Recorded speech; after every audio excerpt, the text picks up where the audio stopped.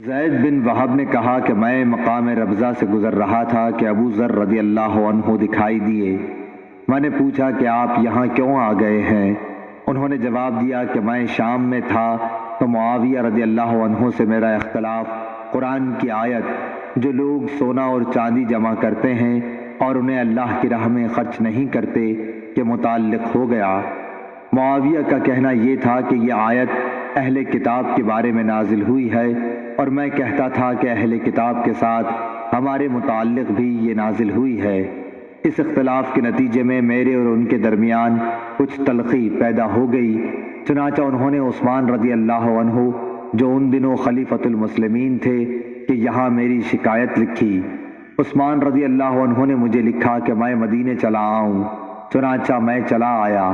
وہاں جب پہنچا تو لوگوں کا میرے یہاں اس طرح ہجوم ہونے لگا جیسے انہوں نے مجھے پہلے دیکھا ہی نہ ہو۔ پھر جب میں لوگوں کے اس طرح اپنی طرف آنے کے متعلق عثمان رضی اللہ عنہ سے کہا تو انہوں نے فرمایا کہ اگر مناسب سمجھو تو یہاں کا قیام چھوڑ کر مدینے سے قریب ہی کہیں اور جگہ الگ قیام اختیار کر لو۔ یہی بات ہے جو مجھے یہاں ربضہ تک لے آئی ہے۔ اگر وہ میرے اوپر ایک حبشی کو بھی امیر مقرر کر دیں تو میں اس کی بھی سنوں گا اور اطاعت کروں گا۔ صحیح بخاری حدیث نمبر 1406۔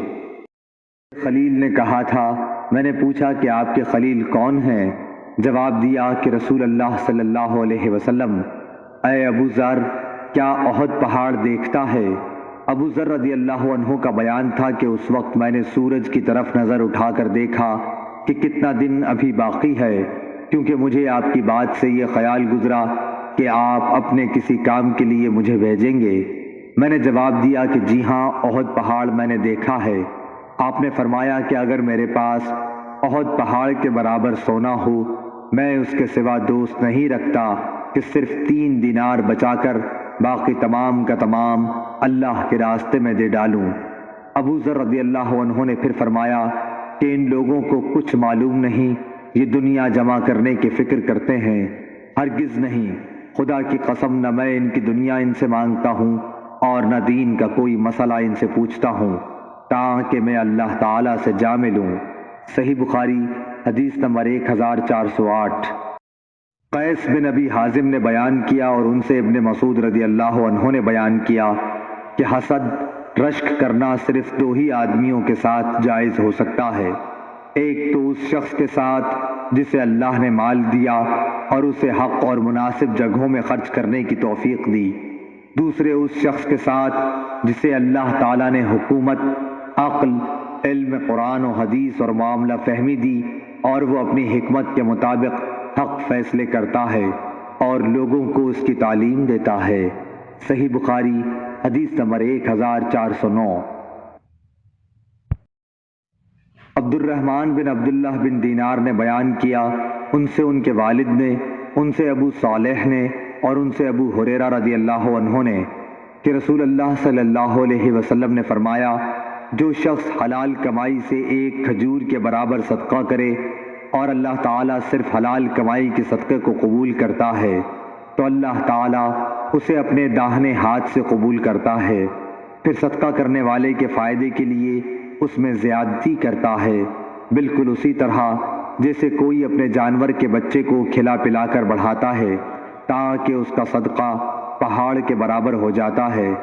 عبد الرحمن کے ساتھ اس روایت کی مطابقت سلیمان نے عبداللہ بن دینار کی روایت سے کی ہے، اور ورقہ نے ابن دینار سے کہا، ان سے سعید بن یسار نے، ان سے ابو ہریرہ رضی اللہ عنہ نے اور ان سے نبی کریم صلی اللہ علیہ وسلم نے، اور اس کی روایت مسلم بن ابی مریم، زید بن اسلم اور سہیل نے ابو صالح سے کی، ان سے ابو ہریرہ نے اور ان سے نبی کریم صلی اللہ علیہ وسلم نے۔ صحیح بخاری حدیث نمبر 1410۔ سعید بن خالد نے بیان کیا، انہوں نے کہا کہ میں نے حارثہ بن وہب رضی اللہ عنہ سے سنا، انہوں نے فرمایا کہ میں نے نبی کریم صلی اللہ علیہ وسلم سے سنا تھا کہ صدقہ کرو، ایک ایسا زمانہ بھی تم پر آنے والا ہے جب ایک شخص اپنے مال کا صدقہ لے کر نکلے گا اور کوئی اسے قبول کرنے والا نہیں پائے گا۔ صحیح بخاری حدیث نمبر 1411۔ سناد نے بیان کیا، ان سے عبد الرحمن بن حرمز اعرج نے اور ان سے ابو ہریرہ رضی اللہ عنہ نے کہ نبی کریم صلی اللہ علیہ وسلم نے فرمایا، قیامت آنے سے پہلے مال و دولت کی اس قدر کثرت ہو جائے گی اور لوگ اس قدر مالدار ہو جائیں گے کہ اس وقت صاحب مال کو اس کی فکر ہوگی کہ اس کی زکوٰۃ کون قبول کرے، اور اگر کسی کو دینا بھی چاہے گا تو اس کو یہ جواب ملے گا کہ مجھے اس کی حاجت نہیں ہے۔ صحیح بخاری حدیث نمبر 1412۔ محل بن خلیفہ طائی نے بیان کیا، کہا کہ میں نے عدی بن حاتم طائی رضی اللہ عنہ سے سنا، انہوں نے کہا کہ میں نبی کریم صلی اللہ علیہ وسلم کی خدمت میں موجود تھا کہ دو شخص آئے، ایک فقر و فاقہ کی شکایت لیے ہوئے تھا اور دوسرے کو راستوں کے غیر محفوظ ہونے کی شکایت تھی۔